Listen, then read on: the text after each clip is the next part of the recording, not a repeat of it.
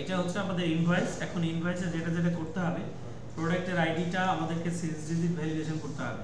তাহলে প্রোডাক্ট আইডিটা সিলেকশন করে নিলাম। তো ইনভয়েস করার জন্য আমরা অবশ্যই যে কাজটা করব, একটা স্টোর বানায় ফেলবো যেখানে আমার ডাটাগুলো পূর্ব থেকেই আপডেট করা থাকবে, জাস্ট সেইটাকেই ভিলুকআপের মাধ্যমে আমরা আমাদের ইনভয়েসের মধ্যে ইনক্লুড করব। তো প্রথমেই প্রত্যেকটা প্রোডাক্টের কিছু নাম থাকে এবং প্রোডাক্টের কিছু নির্ধারিত স্পেসিফিক কিছু কোড থাকে যেটাকে আমরা প্রোডাক্ট আইডি বলি। সেই প্রোডাক্ট আইডিটাকে প্রোডাক্টের নেমের সাথে ফিক্স করে দিব। সেটা করার জন্য আমরা জাস্ট প্রোডাক্টের আইডি যেই ঘরগুলোতে থাকবে সেটাকে সিলেকশন করে নিব। এরপর চলে যাব ডাটা থেকে চলে যাব ডাটা ভ্যালিডেশন। ডাটা ভ্যালিডেশনে গিয়ে আমরা সেটিংস থেকে অ্যালাউ এখানে বলে দিব কাস্টম। এরপর ফর্মুলা এখানে লিখব equal and first bracket lane first bracket, আমরা যেই সেলে কাজ করব সেই সেলটা দিলাম। এরপরে ব্র্যাকেটটাকে ক্লোজ করে আমরা বলে দিলাম, যেহেতু বলছে বা বলবে 6 ডিজিট 5 ডিজিট 4 ডিজিট, এখানে 6 ডিজিটই করে দিলাম 6 ডিজিট। এরপরে কমা কাউন্ট ইফ, এরপর ফার্স্ট ব্র্যাকেট দিয়ে আমরা এখান থেকে সম্পূর্ণটা সিলেকশন করে দিলাম। সম্পূর্ণটা সিলেকশন করে দিয়ে কিবোর্ড থেকে আমরা ফাংশন কি F4 প্রেস করব, যেন এই সিরিয়ালের এই অংশটুকু লক হয়ে থাকে, এর বাইরের কোনো ডাটা যেন ভিতরে আসতে না পারে বা বাইরে যেন যেতে না পারে। এরপরে কমা দিলাম। কাউন্ট ইফ এর কাজ, কাউন্ট ফাংশনের কাজ হচ্ছে নিউমেরিক সেল সংবলিত যেই মানে সেলগুলো থাকবে, মানে নাম্বার দেওয়া, সেই সেলগুলোকে সে কাউন্ট করবে। কাউন্ট ইফ এর কাজ শর্ত সাপেক্ষে সেই সেলগুলোকে কাউন্ট করা। তাহলে এখন এই যে রেঞ্জটা বলে দিলাম, এই রেঞ্জের ভিতরে বলে দিলাম যে যেই সেলটা আমরা সিলেক্ট করে দিলাম এই সেলের মধ্যে যেই ডাটাটা থাকবে সেই ডাটাটা একবারই থাকবে। পরবর্তী সেলে যখন যাবে H11 তখন সেটার মধ্যে যেই ডাটাটা থাকবে সেটাও যেন এই রেঞ্জের মধ্যে একবারই থাকে। এরপর এটাকে কমা দিয়ে এটাকে বলে দিলাম এটা যেন নাম্বারই হয়, ইজ নাম্বার ফাংশনের মাধ্যমে আমরা নাম্বার ফাংশনে কনভার্ট করতে পারি। Number okay. এরপর আমরা এই জায়গায় বলে দিব যে আমাদের কোনটাকে আমরা নাম্বার চাচ্ছি। আমরা নাম্বার চাচ্ছি হচ্ছে এখানকার এই যে প্রথম যে সেল আছে সেই সেলের ভিতরে আমার কি হবে নাম্বার। এখন ব্র্যাকেটটা আমি ইউজ করব, একটা হচ্ছে ইজ নাম্বারের ব্র্যাকেট আর একটা হচ্ছে প্রথমে যে অ্যান্ড নিয়েছিলাম সেটা ব্র্যাকেট। এরপরে এন্টার দিয়ে দিলাম। এখন যদি আমি এই জায়গায় ট্রাই করি, ধরেন আমি বললাম 6টা ডিজিট দিছি A B C D E F, ওকে, এটা নেবে না, কারণ কি আমি বলছি এটা নাম্বার হতে হবে। আমি যে কোনো 6টা নাম্বার দিলে সে নেবে 1 2 3 4 5 6, ওকে, নিয়ে নিছে। আমি যদি এই সেম নাম্বারগুলো ডুপ্লিকেট দিতে চাই 1 2 3 4 5 6, নেবে না, কারণ আমরা বলছি যে যে কোনো একবারই ব্যবহার করা যাবে। ওকে, আমরা এখানে একটা স্মার্ট একটা নাম্বার দিই 101001, ওকে, পরেরটাতে বলি 101002। এরপরে দুইটাকে ধরে আমরা এখান থেকে ফিক্স মানে নিচের দিকে ড্র্যাগ করে দিলাম। তো আমার এখানে টোটাল প্রোডাক্ট আছে 6টা। তো আপনার প্রোডাক্ট অনেক বেশি হইতে পারে, কম হইতে পারে, ওকে ফাইন। এখন প্রোডাক্টের আইডিটা আমাদেরকে এখানে নিয়ে আসতে হবে। এই জায়গায় আমি সিলেকশন করলাম, সিলেকশন করে প্রোডাক্টের আইডিটা সিলেকশন করার পরে আমি চলে গেলাম কোথায়, এখান থেকে ডাটা ভ্যালিডেশনে। কোথায়? Data validation. ডাটা ভ্যালিডেশনে গিয়ে আমি এই জায়গায় বলে দিলাম লিস্ট, আর এই জায়গায় ড্রপ ডাউন যেহেতু করতে হবে এই জায়গায় বলে দিলাম এখানকার এই যে প্রোডাক্টের আইডি যে সোর্স, এই সোর্সটা দিয়ে এটাকে অ্যাপ্লাই করলাম। একটু যদি আমি খেয়াল করি প্রত্যেকটা সেলের পাশে রাইট সাইডে একটা করে ড্রপ ডাউন মেনু তৈরি হয়েছে। তো এখান থেকে আপনার যেটা যেটা লাগবে সেটা আপনি নিয়ে নিতে পারেন। ওকে, আমরা সিরিয়ালি নিয়ে নেওয়ার ট্রাই করছি, সিরিয়ালি আমরা নিয়ে নিলাম।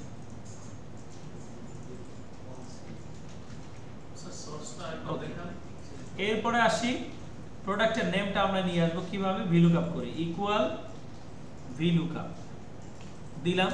এখন কি বলছে লুকআপ ভ্যালু কোনটা, এইটা হচ্ছে আমার লুকআপ ভ্যালু, কমা, এরপরে এইটা টোটালটা আমার হচ্ছে table array. Just table array দেওয়ার সাথে সাথে আমি কিবোর্ড থেকে ফাংশনকে F4 দিব, তারপরে কমা দিয়ে আমার কয় নাম্বার এখানে কলাম ইন্ডেক্স লাগবে 2 নাম্বার, কমা 0, ওকে, চলে আসছে। এরপরে এটাকে আমরা খুব ইজিলি নিচের দিকে ড্র্যাগ করে নিতে পারি। এরপরে কোয়ান্টিটি যেটা আছে কোয়ান্টিটি আমার মতো করে দিব, রেটটা হচ্ছে এখান থেকে ফিক্স যেটা দেওয়া আছে সেটা দিব। তাহলে ইকুয়াল ভিলুকআপ, ভিলুকআপে আসলাম, এরপরে এখান থেকে এটা আমার লুকআপ ভ্যালু কমা, এরপরে এটা আমার টেবিল অ্যারে কমা, অবশ্যই ফাংশনকে দিতে হবে F4, এরপরে কমা, এখান থেকে লাগবে হচ্ছে আমার 3 নাম্বারটা, 3 নাম্বার নিয়ে কমা দিলাম, এরপরে 0 দিলাম, এন্টার করলাম, বাস চলে আসলো। এরপরে এটাকে সুন্দরভাবে নিচের দিকে জাক করে দিলাম। আমি যদি এখান থেকে চিন্তা ভাবনা করি যে 6 নাম্বারটাকে একটু 1 নাম্বার বা 2 নাম্বার করে দিব, তাতে কোনো সমস্যা নেই, আমি একই আইটেম দুইবার কিনতে পারি, কোনো সমস্যা নেই, চলে আসে।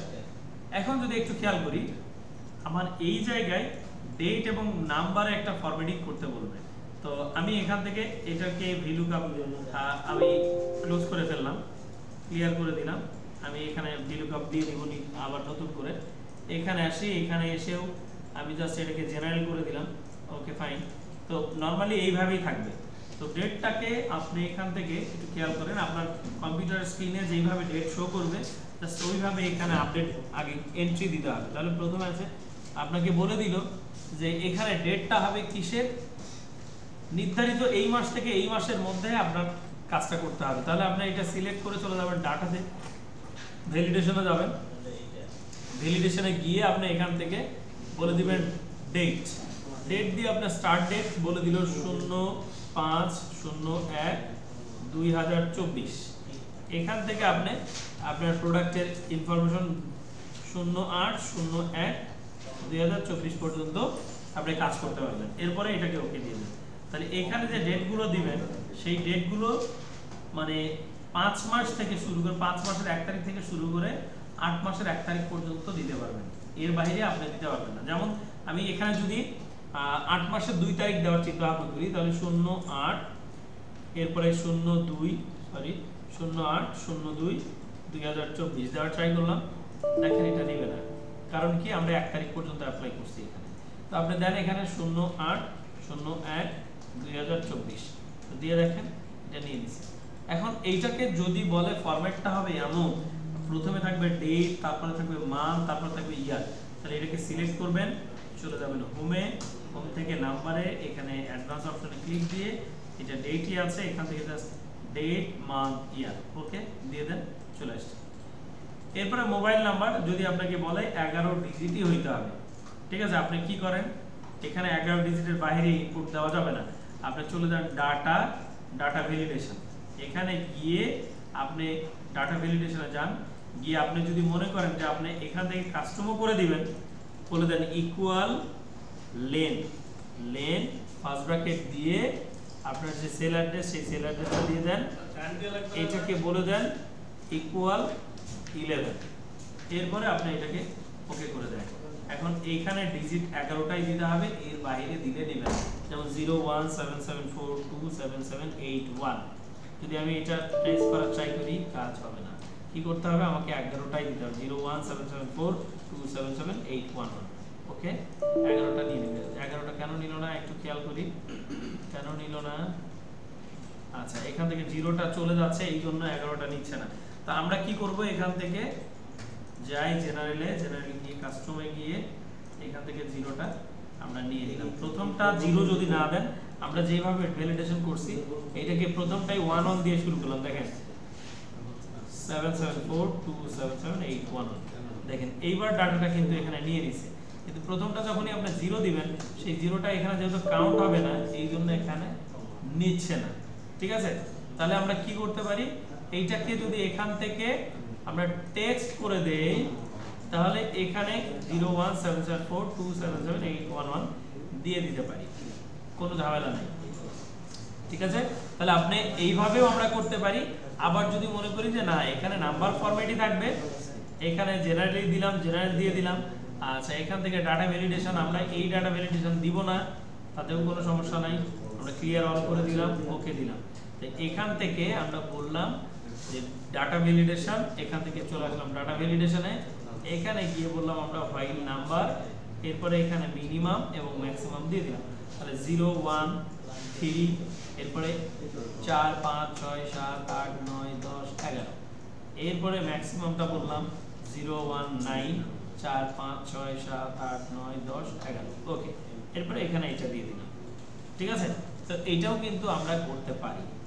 এখন এখানে আসেন, হোমে যান, হোমে গিয়ে এইটাকে কাস্টম করেন, এখান থেকে 0টাকে 11 ডিজিট বানান 2 3 4 5 6 7 8 9 10 11 এরপরে বাস আপনার কাজ ক্লিয়ার আপনি এখানে আপনার ইচ্ছা মতো আপনি এখন নাম্বার এন্ট্রি করতে পারেন 017742778 চলে আসছে ঠিক আছে আপনি যদি এই জায়গাতে 0 নাও দেন তারপরেও কোনো প্রবলেম নাই 177427781 অটোমেটিক এটার সামনে একটা 0 চলে আসবে আচ্ছা এইবার আপনার কাজ কি আপনার কাজ হচ্ছে এখান থেকে কোয়ান্টিটিটা দিয়ে দিবেন অটোমেটিক যেন ক্যালকুলেট করে এটা চলে আসে তাহলে এখানে কোয়ান্টিটি আপনি দিয়েছিলেন 5 এর পরেরটা দিলেন 1 পরেরটা 6 এরপরটা 4 এরপরটা 2 এরপরটা দিলেন 3 দিলেন ওকে ভাই এখন একটা প্রোডাক্টের দাম যদি 450 টাকা হয় তাহলে কোয়ান্টিটি যদি আমার এখানে হয় কতগুলা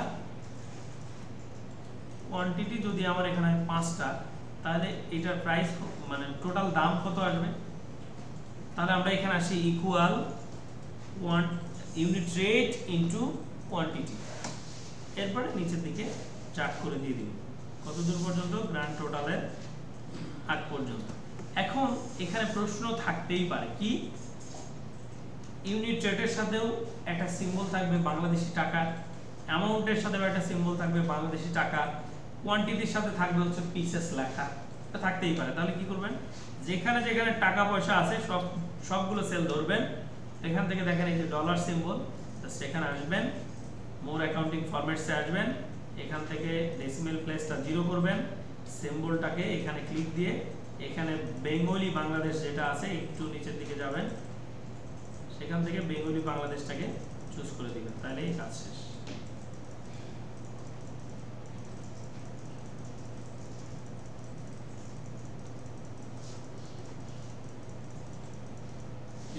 বেঙ্গলি বাংলাদেশ ওকে এরপরে এখান থেকেও সেম একই ভাবে চলে যান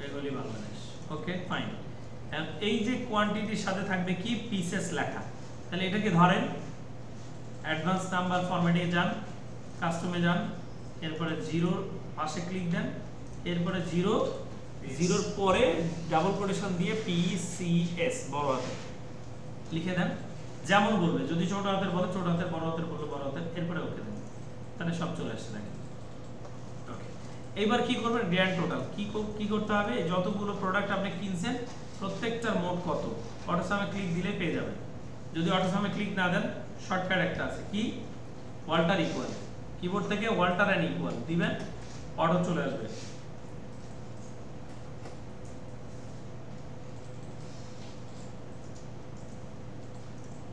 আচ্ছা এখন এখানে আমরা কি করব ডিসকাউন্টটা আমরা এখানে বসাবো একটু খেয়াল করেন ডিসকাউন্টটা বসাবো তো ডিসকাউন্টটা এই জায়গায় আমরা বলে দিলাম ইকুয়াল আমাদের ডিসকাউন্ট যেভাবে বলে দিবে সেইভাবে আমাদেরকে কাজ করতে হবে তো ডিসকাউন্ট ধরে নিলাম আমরা বলে দিছে যে ডিসকাউন্ট যদি 5 লাখের উপরে হয় তাহলে 5 লাখ থেকে 5 লাখের উপরে তাহলে 9% যদি বলে ডিসকাউন্ট যদি 3 লাখের সমান অথবা 3 লাখ থেকে বড় হয় তাহলে 3% ডিসকাউন্ট যদি 1 লাখের সমান অথবা বড় হয় তাহলে 1% আদারওয়াইজ 0% তাহলে আমরা এখানে সেই লজিকটাই যদি অ্যাপ্লাই করি if grand total greater than equal 5 lakhs